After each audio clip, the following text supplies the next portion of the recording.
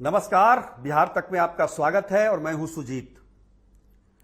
बिहार में बहार है, पूर्व मंत्री फरार हैं और पुलिस का रवैया देखकर ऐसा लगता है कि उन पर भी भारी दबाव है।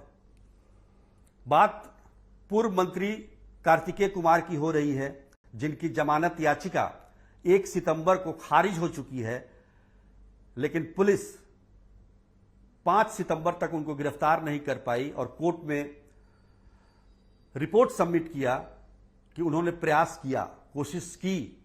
वो उनके मुकामा घर भी गए, वो उनके पटना के स्थित घर भी गए, लेकिन मंत्री जी मिले नहीं। क्या करते? उन्होंने वारंट लौटा दिया कोर्ट को। अब कोर्ट को फैसला करना है। 14 सितंबर को सुनवाई है इस पर। कोर्ट इस पर क्या फैसला देती है, वारंट जारी करती है या कुछ और। इस बीच हो सकता है कि कार्तिकेय कुमार हाईकोर्ट गए हों जमानत के लिए, लेकिन गिरफ्तार नहीं करना था, यह बात तय थी। अब सोचिए, कार्तिकेय कुमार को मंत्री बनाने के लिए क्या क्या उपाय किए गए।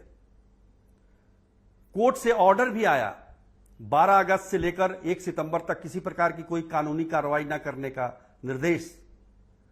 16 अगस्त को, जिस दिन उन्हें कोर्ट में हाजिर होना था, उस दिन राजभवन में वो कानून मंत्री की शपथ ले रहे थे और यह कहा जा रहा था कि केस मामूली है, एफआईआर में इनका नाम नहीं था, बाद में जोड़ा गया था, इन्हें जमानत मिल जाएगी। लेकिन जमानत तो मिली नहीं। लेकिन उससे पहले क्या क्या प्रयास हुए। कार्तिकेय कुमार कानून मंत्री की शपथ 16 अगस्त को लेते हैं और 20 अगस्त को उनके समर्थक 4 गाड़ियों में सवार होकर बेऊर जेल पहुंचते हैं। बेऊर जेल में राजू सिंह नामक व्यक्ति बंद है। यह वही राजू सिंह है जिसके अपहरण के आरोप में 2014 में कार्तिकेय कुमार को पर केस हुआ था, अपहरण का केस हुआ था, जिसमें वारंट जारी हुआ था, जिसमें ये मंत्री बनने के बाद जो प्रकरण चल रहा है।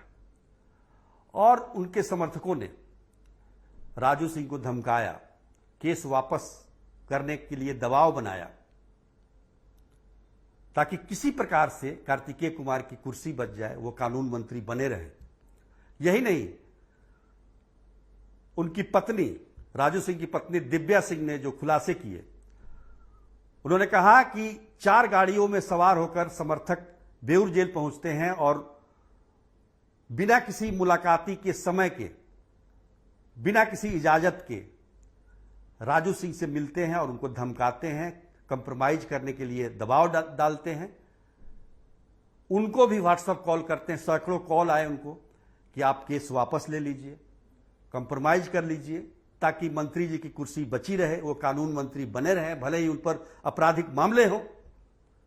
लेकिन ऐसा हुआ नहीं और उनके एक दिन पहले इस्तीफा देने का कारण भी यही है, क्योंकि सबको मालूम था कि जमानत इनकी होनी नहीं है, जमानत याचिका खारिज होनी है। लेकिन इनको अपने बाहुबल पर भरोसा था कि दबाव में लाकर केस वापस करा देंगे, कंप्रोमाइज करा देंगे, सारा मामला रफा दफा हो जाएगा। लेकिन ऐसा हुआ नहीं। इसलिए 31 अगस्त को कार्तिकेय कुमार ने मंत्री पद से इस्तीफा दिया, गन्ना उद्योग मंत्री के पद से इस्तीफा दिया। उससे ठीक 24 घंटे पहले उनका विभाग बदला गया। कानून मंत्री से वो गन्ना उद्योग मंत्री हो गए, ताकि जमानत याचिका खारिज होने पर या किसी प्रकार की कानूनी कार्रवाई होने पर कोई ये ना कहे कि पूर्व कानून मंत्री की जमानत याचिका खारिज। अब तो ये कहा जाएगा कि पूर्व गन्ना उद्योग मंत्री की जमानत याचिका खारिज, या जो भी कानूनी कार्रवाई हो रही है।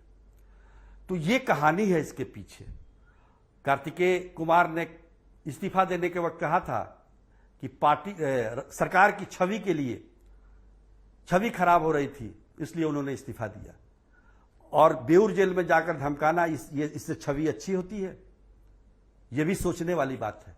नीतीश कुमार के लिए जो कि छवि के लिए जीते हैं, जिनके लिए अपना इमेज ही सब कुछ है, उनके मंत्रिमंडल में के सदस्य रहे और इस तरह की उन्होंने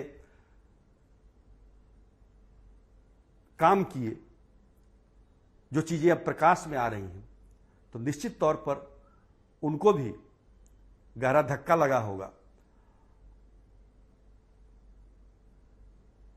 अब इसके आगे क्या कहा जा सकता है, ये आप लोग सोचिए कि इस शासन को क्या कहा जाए, सुशासन या कुछ और। आज के लिए बस इतना ही, तब तक के लिए नमस्कार।